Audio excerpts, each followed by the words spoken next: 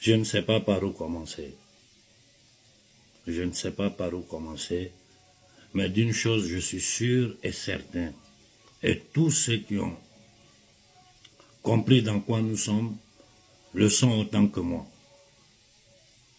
On ne peut jamais se développer dans le franc CFA et dans l'insécurité. Je répète, l'autodétermination d'un peuple ne peut s'acquérir dans les conditions dans lesquelles ils ont placé l'Afrique. C'est-à-dire dans l'insécurité, dans le franc CFA, dans les accords coloniaux, dans les contrats coloniaux. Le développement, c'est impossible. L'autodétermination, c'est impossible. Et quand nous voyons ce qui est en train de se passer dans ce monde-là, quand nous voyons ce que nous sommes en train de vivre en ce moment dans ce monde, quand nous regardons dans l'histoire de l'humanité des 5 derniers siècles, il y a un peuple qui a souffert plus que le peuple d'Afrique. Il y en a? Il n'y en a pas.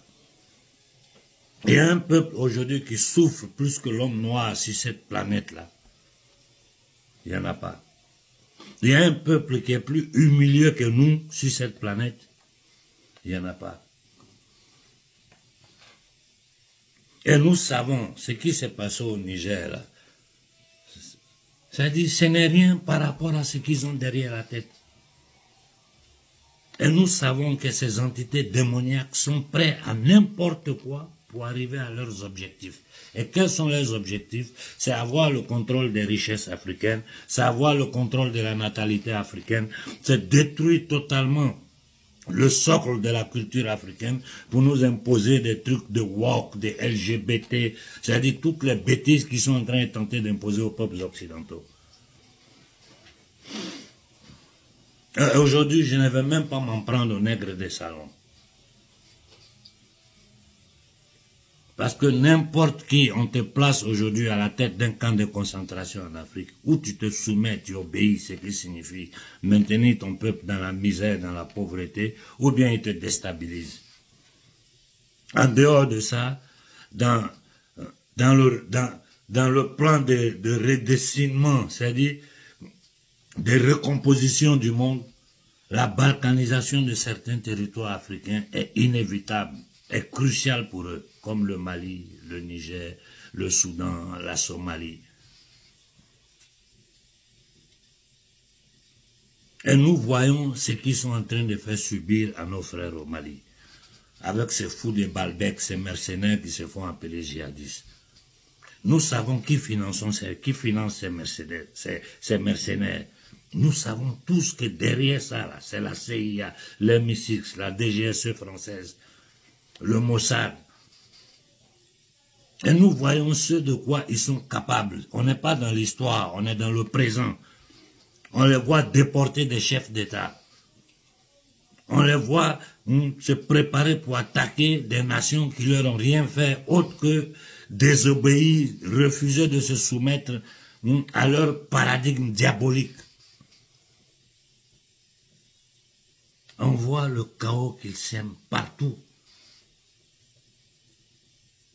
Et ils arrivent à faire tout ça parce que dans tous les peuples, dans toutes les communautés, il y a des âmes perdues, des entités possédées, c'est-à-dire des humains possédés par des entités démoniaques, même s'ils ne le savent pas, qui sont prêts, pour leur bien-être matériel personnel, à sacrifier la vie de centaines de millions d'Africains.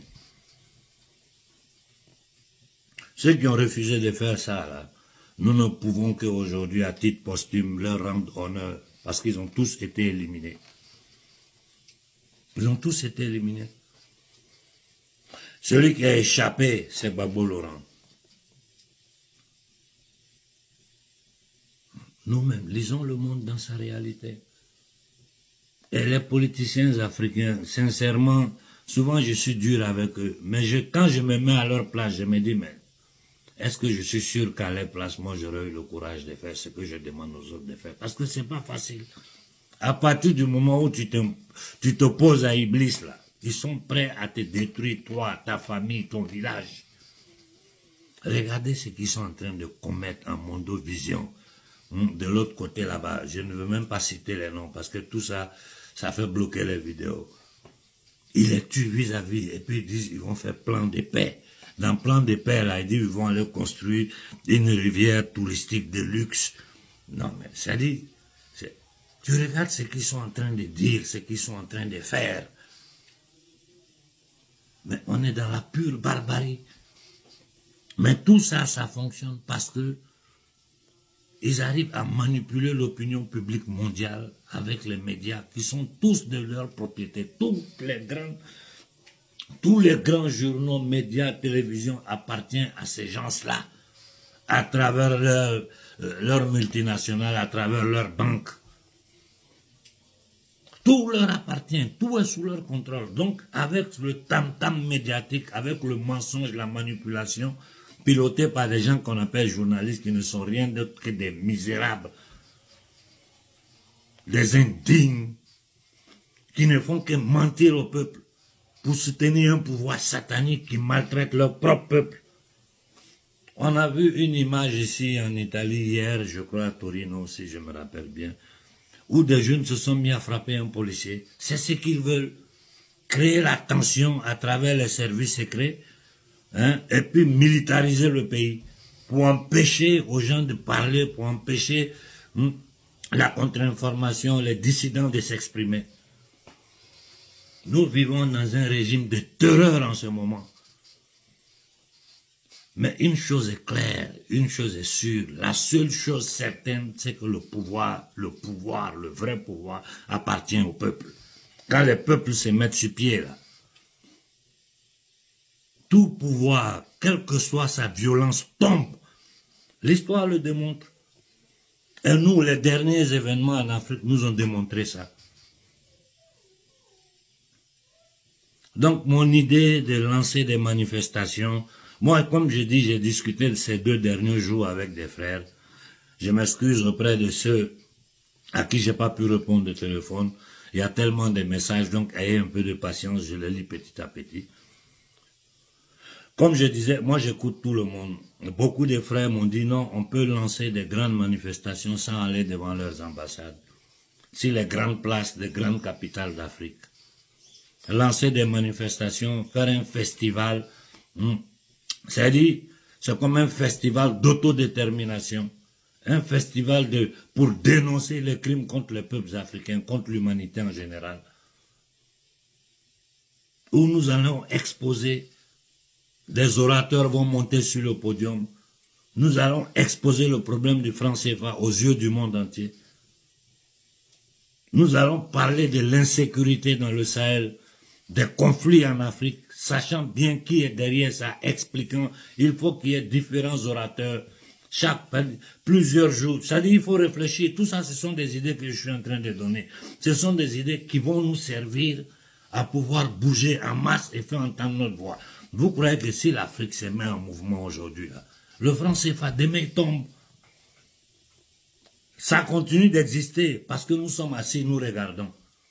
On a tout déposé sur la tête des dirigeants. Des gens menacés. Ils menacent eux, leur famille, leur peuple. C'est-à-dire quand ils te menacent, quand tu es à la tête du pays, là, ils te menacent, on va te tuer, toi, ta famille, ton village. Et on va foutre le bordel dans ton pays.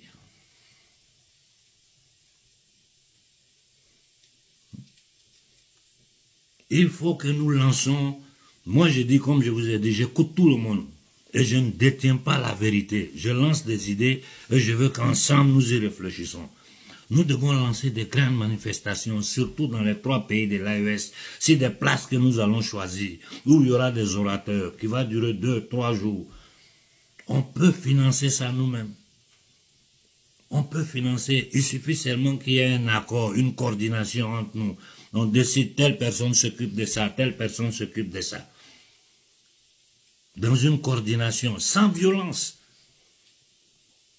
Et le reste du travail, la jeunesse africaine va le faire en faisant tourner ça sur tous les réseaux sociaux, de façon virale. Vous allez voir le résultat. C'est plus efficace que n'importe quelle bombe. Voilà, je m'arrête là pour ce matin.